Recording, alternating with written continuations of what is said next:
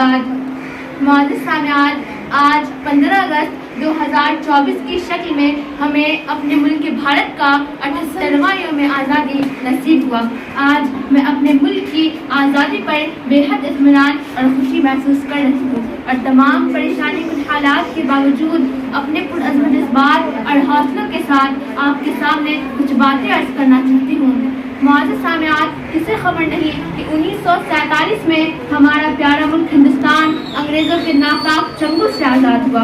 यहाँ के बसने वाले सभी रंग व नस्ल के लोगों को आज़ादी की ज़िंदगी मुयस्सर आई। आज़ादी इंसान का फितरी हक़ है। इंसान अपने बनाने वाले खालिक़ी हक़ीक़ी के सिवा किसी की ग़ुलामी कबूल नहीं कर सकता। यह उसके मिज़ाज के खिलाफ है। इंसान सिर्फ और सिर्फ अल्लाह की बंदगी और उसकी ग़ुलामी करने का मुकल्लफ है, बल्कि इंसान के लिए अल्लाह की ग़ुलामी बाइस फ़ख्र है, इसलिए कि मालिक सबसे बड़ा है, सबसे ज़्यादा ताकतवर है, सबसे ज़्यादा रहम करने वाला और सबसे बड़ा मेहरबान है। उसी की मंशा के मुताबिक आदमी को रिस्क मिलता है, वही नवाजता है, वही कंगाल बना देता है, वही इज्जत बख्शता है, वही जलील कर देता है, वही बीमार करता है, वही शिफा देता है, बगैर ये कि वो हर चीज़ पर कादिर है। अगर कोई इंसान अपने माल और दौलत के बाइस चाहे कि दूसरे लोग उसकी पैरवी करें, हर काम में उसकी इत्तिबा करें, तो ये इंसानी फितरत के खिलाफ है। यही वजह है कि दुनिया में बड़े बड़े ज़ुल्मख़ा आए जिन्होंने चाहा कि इस दुनिया को अपना गुलाम बनाकर रखा जाए। बड़े बड़े बादशाह गुजरे जिन्होंने चाहा कि इंसानों से अपनी परस्तिश कराएं, लेकिन बिल आखिर वो नाकाम व नामुराद होकर रह गए। ज़िल्लत व रुसवाई और कौमों की बगावत ने उन्हें कहीं का ना छोड़ा। खुदा के आज़ाब ने उन्हें ऐसा जकड़ा कि वह दुनिया तक के लिए निशान इबरत बन गया। आज से 250 बरस कबल हमारे मुल्क हिंदुस्तान पर अंग्रेजों ने अपना तसल्लुत कायम कर दिया था। 1750 तक पूरा मुल्क अंग्रेजी ईस्ट इंडिया कंपनी का गुलाम हो चुका था।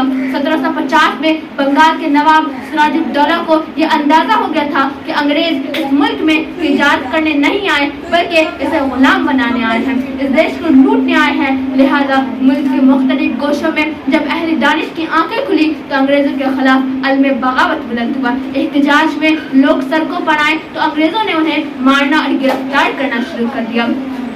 अंग्रेजों के खिलाफ आवाज उठाने का मतलब बड़ा खतरनाक साबित होने लगा। फिर लोगों ने खुफिया प्लानिंग शुरू की। जंग का दौर चला। मुल्क के तुलो अर्द में सैकड़ों मैदान जंग खून से सुर्ख हुए। लाखों लोगों को तख्ते दार पर चढ़ा दिया गया। हजारों उलमाए किराम को आग में डालकर सजाए मौत दी गई। अगरचे इस मुल्क को आजाद कराने की लड़ाई में हिंदू, मुस्लिम, सिख, ईसाई सब शरीक थे, लेकिन आपको मालूम है सबसे पेश कौन लोग थे? सबसे ज्यादा जंगें किन्होंने लड़ी? इस मुल्क के लिए सबसे ज्यादा गर्दनें किन की कटी? सबसे ज्यादा जानें किन्होंने गंवाई? सबसे बढ़कर कुर्बानियां किन्होंने दी? जी हाँ, हम मुसलमानों के अस्लाफ व अकाबिरीन ने, उलमाए दीन ने मुसलमान इस देश को अंग्रेज के चंगुल से आजाद कराने की लड़ाई में शुरू से आखिर तक पेश रहे, जिसकी गवाही खुद अंग्रेज तारीख निगारों ने दी है। मुअज़्ज़िज़ सामिआत, हम सब जानते हैं कि मुजाहिदीन आज़ादी की अनथक कोशिशों के बाद, लाखों अफराद की कुर्बानियों के बाद 1947 को देश आज़ाद हुआ और आज मुल्क की आज़ादी को 78 साल मुकम्मल हो गए। आपको मालूम है कि जालिम अंग्रेज इस देश को कई तरह की मुसीबतों में डाल कर गया था। अंग्रेजों ने ही इस मुल्क के टुकड़े कराने की साजिश की थी। अंग्रेजों ने ही इस मुल्क में हिंदू मुस्लिम को लड़ाने के लिए नफरत और फसाद का बीज बोया।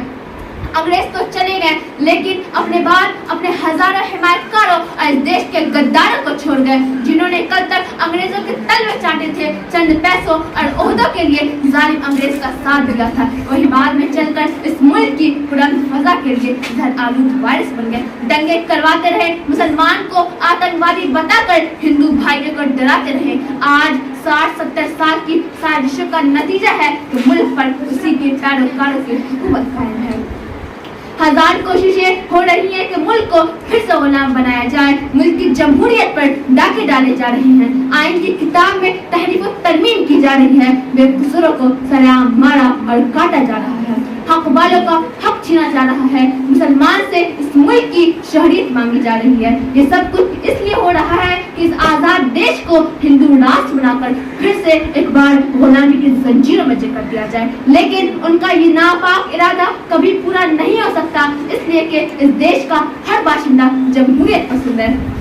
اس ملک کو اگر غلامی کی طرف دھکیلا گیا تو اس دیش کا عقل مند ہندو، اس ملک کا امن پسند مسلمان، اس دیش کا انصاف پسند عیسائی، اس ملک کا اتحاد پسند سکھ کا بھی خاموش نہیں بیٹھے گا، اس لیے کہ اب اس دیش کو غلام بنانا مشکل ہی نہیں ناممکن ہے۔ یہ دیش آزاد تھا، آزاد ہے اور آزاد رہے گا۔ تم نے اگر اس دیش کے آزادی کے ساتھ کھلواڑ کیا تو نہ تم باقی رہو گے نہ تمہاری کرسیاں باقی رہیں گی۔ معزز سامعین، آج 15 اگست کے موقع پر میں کھل کر کہنا چاہتی ہوں کہ اس دیش کے ذرے ذرے اور بوٹے بوٹے پر ہم سب کا بڑا حق ہے۔ کوئی بھی اس دیش میں ہم کو ڈرا نہیں سکتا، نہ کوئی شخص اس دیش سے ہم کو بھگا سکتا۔ میں اس بات پر مطمئن ہوں کہ ہمارا دیش آج بھی آزاد ہے اور میں پر امید ہوں کہ ہمارا دیش کل بھی آزاد رہے گا۔ میں شعر کے ساتھ اپنی تقریر ختم کرتی ہوں۔ اس ملک کی سرحد کو کوئی چھو نہیں سکتا، اس ملک کی سرحد کو کوئی چھو نہیں سکتا، جس ملک کی سرحد کی نگہبان ہے آنکھیں۔ وآخر دعوانا الحمدللہ رب العالمین۔